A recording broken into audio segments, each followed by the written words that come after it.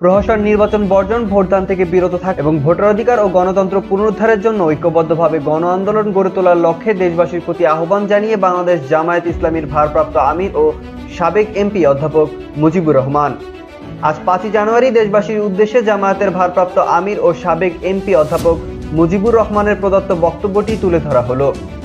প্রিয় দেশবাসী, আসসালামু আলাইকুম ওয়া রাহমাতুল্লাহ। জাতির এক কঠিন ক্রান্তিকালে আমি বাংলাদেশ জামায়াত ইসলামীর পক্ষ থেকে আপনাদের সামনে উপস্থিত হয়েছি। সীমাহীন ত্যাগ, কুরবানি ও রক্তের বিনিময়ে স্বাধীন সার্বভৌম দেশ হিসেবে বিশ্ব মানচিত্রে বাংলাদেশের অভ্যুদয় ঘটেছিল। দেশের মানুষের প্রত্যাশা ছিল গণতন্ত্র, আইনের শাসন, মানবাধিকার, ন্যায় বিচার ও মানুষের বেঁচে থাকার অধিকার প্রতিষ্ঠা হবে। মানুষের চলাফেরা করা ও নিঃসংকোচ কথা বলার অধিকার পাবে। কিন্তু বাংলাদেশ 53 বছর মাথায় একটি গণতন্ত্রহীন ও স্বৈরাচার শাসিত দেশ হিসেবে বিশ্বে পরিচিতি লাভ করেছে। বিশেষ করে গত 15 বছর দেশের সাংবিধানিক প্রতিষ্ঠানগুলোকে ধ্বংস করে দেওয়া হয়েছে। দেশের মানুষের মতামতকে অগ্রাহ্য করে জোর করে ক্ষমতায় থাকার বন্দোবস্ত করে বাংলাদেশকে গণতান্ত্রিক বিশ্ব থেকে বিচ্ছিন্ন করার ব্যবস্থা করা হচ্ছে। আপনারা জানেন, আগামী 7 জানুয়ারি নির্বাচনের নামে একটি প্রহসনের নাটক মঞ্চস্থ হতে যাচ্ছে। প্রায় সকল রাজনৈতিক দল এই নির্বাচন বয়কট করেছে। প্রহসনের নির্বাচনের প্রতি জনগণের কোনো অগ্রাহ্য নেই। জনগণ এই নির্বাচন বর্জনের প্রস্তুতি গ্রহণ করছে। প্রিয় দেশবাসী, আপনারা জানেন 2014 সালে বাংলাদেশের প্রকৃতপক্ষে কোনো নির্বাচন হয়নি। 154টি আসনে বিনা প্রতিদ্বন্দ্বিতায় প্রার্থীদের নির্বাচিত ঘোষণা করা হয়। স্বয়ং প্রধানমন্ত্রী বলেছিলেন এটি নিয়ম রক্ষার নির্বাচন, শীঘ্রই আরেকটি নির্বাচন অনুষ্ঠিত হবে। কিন্তু তিনি তার কথা রাখেননি। 2018 সালের নির্বাচনেও তিনি প্রতিশ্রুতি দিয়েছিলেন নির্বাচন নিরপেক্ষ ও সুষ্ঠু হবে, কিন্তু এখানেও সরকার তার কথা রাখেনি। 2018 সালের আগের রাতেই ভোটের কার্যক্রম শেষ হয়। এটি সারা দুনিয়ার মধ্যে রাতের নির্বাচন হিসেবে পরিচিতি লাভ করেছে। আমরা লক্ষ্য করেছি বিগত 15 বছর জনগণের ভোটের অধিকার কেড়ে নিয়ে ক্ষমতাসীন মহল বাংলাদেশকে একটি লুটতারাজ রাষ্ট্রে পরিণত করেছে। বাংলাদেশ থেকে 11 লক্ষ কোটি টাকা বিদেশে পাচার করা হয়েছে। এবারের প্রহসনের নির্বাচনে যারা প্রার্থী হয়েছেন তাদের হলফনামায় দেখা বিগত 15 বছরে তাদের সম্পদ বৃদ্ধি পেয়েছে 200 বা 300 গুণ। পত্রিকার সংবাদ অনুযায়ী আওয়ামী লীগের 93% প্রার্থী হয়েছেন কোটিপতি। 265 প্রার্থীর গড় আয় 2 কোটি 14 লাখ টাকা। গড় সম্পদের মূল্য 28.5 কোটি টাকা। ক্ষমতায় থেকে জনগণের যে সম্পদ তারা লুণ্ঠন করছে, তাদের সম্পদের মূল্য হচ্ছে 13,620 কোটি টাকা। প্রিয় দেশবাসী, 7 জানুয়ারিতে বাংলাদেশে কোনো নির্বাচন হতে যাচ্ছে না। বস্তুত নির্বাচনের প্রহসনের নামে তফসিল ঘোষণা করে আনুষ্ঠানিকভাবে ক্ষমতা পুনর্দখলের আয়োজনে সম্পন্ন করা হয়েছে।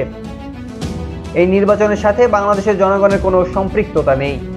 আমরা অত্যন্ত বিস্ময়ের সাথে লক্ষ্য করছি আমাদের প্রতিবেশী রাষ্ট্র ভারত বাংলাদেশের জনগণের মতামতের প্রতি সম্মান প্রদর্শন না করে একতরফাভাবে আওয়ামী লীগকে সমর্থন দিয়ে যাচ্ছে। 2014 সালের 5 জানুয়ারি নির্বাচন আওয়ামী লীগ সরকারকে ভারত সর্বোচ্চ সমর্থন দেয়। নির্বাচনের আগে ভারতের পররাষ্ট্র সচিব সুজাতা সিং ঢাকা সফর করেন এবং বিভিন্ন রাজনৈতিক দলের সাথে বৈঠক করে নির্বাচনে অংশগ্রহণ করার জন্য দুতিয়ালি করেন। ফলে বিরোধী রাজনৈতিক দলসমূহ নির্বাচন বর্জন করলেও আওয়ামী লীগ একতরফা নির্বাচনের ব্যবস্থা করে। প্রিয় দেশবাসী, বাংলাদেশের জনগণের ন্যায্য ভোটাধিকার প্রতিষ্ঠার আন্দোলনে বিশ্বের গণতান্ত্রিক দেশসমূহ তাদের সমর্থন ব্যক্ত করে নির্বাচন সুষ্ঠু ও অংশগ্রহণমূলক করার ব্যাপারে গুরুত্ব আরোপ করে। কিন্তু আমরা লক্ষ্য করেছি এবারও ভারত আওয়ামী লীগ সরকারের পক্ষে অবস্থান গ্রহণ করছে। এটি অত্যন্ত দুঃখজনক ও উদ্বেগজনক। আওয়ামী লীগ পরিকল্পিতভাবে দেশকে অর্থনৈতিক সংকটের দিকে ঠেলে দিচ্ছে। দেশ আজ ঋণের ওপর ভাসছে। সরকার জনগণের অর্থে আত্মসাৎ করছে। অভ্যন্তরীণ উৎস থেকে সরকারের ঋণ গ্রহণের পরিমাণ 7 লক্ষ কোটি টাকার ওপরে। ব্যাংক থেকে বিপুল পরিমাণ অর্থ তছরূপ করে দেশকে পঙ্গু করে দিয়েছে তারা। এই পরিস্থিতিতে জনগণের ভোটে নির্বাচিত সরকারের মাধ্যমে দেশের সংকট মোকাবেলা করার প্রয়োজন ছিল, কিন্তু সরকার বিরোধী রাজনৈতিক দলকে অত্যন্ত কৌশলে নির্বাচনের মাঠ থেকে তাড়িয়েছে। গত 2 মাসে জামায়াতে ইসলামী সহ বিরোধী রাজনৈতিক দলের 35,000 নেতাকর্মীকে গ্রেপ্তার করেছে তারা। অর্ধশতাধিক মামলায় 1.5 সহস্রাধিক রাজনৈতিক নেতাকর্মীকে দণ্ড দেওয়া হয়েছে। সরকার দামি প্রার্থী দাঁড় করালেও আওয়ামী লীগের সন্ত্রাস ও নৈরাজ্যের কারণে প্রহসনের সাজানো নির্বাচনের পূর্বে ঘোষণা দিয়ে দামি প্রার্থী নির্বাচন থেকে সরে দাঁড়িয়েছে।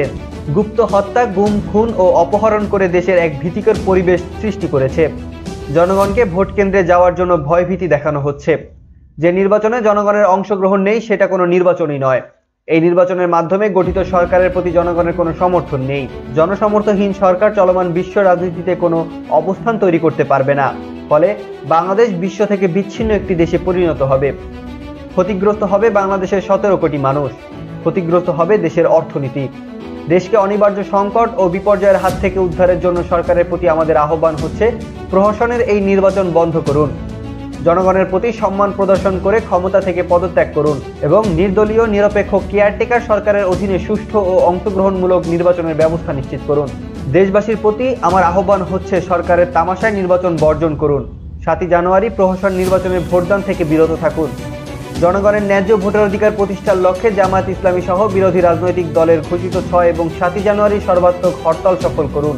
দেশ ও জাতিকে রক্ষার জন্য ঐক্যবদ্ধভাবে গণ আন্দোলন গড়ে তুলুন।